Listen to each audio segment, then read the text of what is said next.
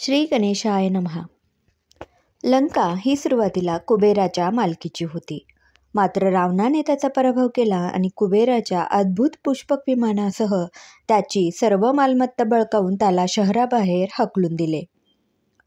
बेघर झालेला कुबेर दुःखी आणि उपेक्षित अवस्थेत जगभर भटकला. अखेर तो शिवाच्या मंदिरासाठी प्रसिद्ध असलेल्या काशी येथे आला आणि त्याने त्रिनेत्रधारी भगवानाचे ध्यान केले. भगवान शिव त्याच्या समोर प्रकट झाले आणि त्याने कुबेराला अनेक वर दिले. कुबेर हा उंचीने लहान आणि शरीराने ओबडधोबड होता. त्याचे पोट खूप मोठे होते आणि त्याला केवळ एक डोळा होता. त्यामुळे भगवान शिवाला त्याच्याबद्दल विशेष अनुकंपा वाटत होती. भगवान शिवाने कुबेराला हिमालयातील कैलास पर्वताजवळील अलकापुरी येथे जाऊन राहण्यास सांगितले आणि त्याला यक्ष व किन्नरांचा अधिपती बनवले आणि पाताळातील खजिन्याचे रक्षक म्हणून नेमले. कुबेराला भगवान शिवांबद्दल खूप आपुलकी वाटत असल्याने त्यांना भेटवस्तू देऊन प्रसन्न करायचे होते. तो सर्व संपत्तीचा रक्षक असल्याने भगवान शिवाला खूप पैसे आणि रत्न देण्याची त्याची इच्छा होती.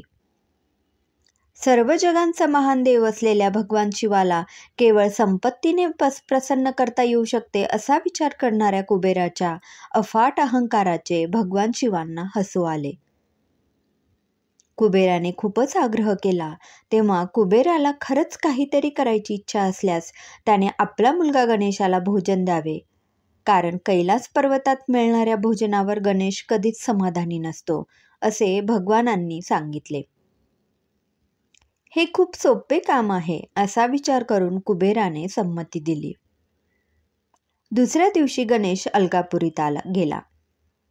तेथे त्याच्यासाठी विशेष मेजवानी बनवण्यात आली होती. कुबेराने सर्व मान सन्मान देऊन त्याचे स्वागत केले आणि त्याच्या पुढे प्रचंड आहार ठेवला.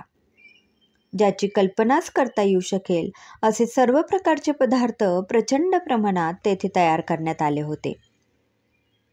गणेशाने पुढ्यात ठेवलेले सर्व अन्न फस्त केले आणि आणखी अन्न मागितले. त्याच्यासाठी आणखी अन्न तयार करून वाढण्यात आले, तथापि ते सुद्धा क्षणार्धात फस्त झाले. गणेशाचे पोट फुटेल अशी भीती कुबेराला वाटू लागली.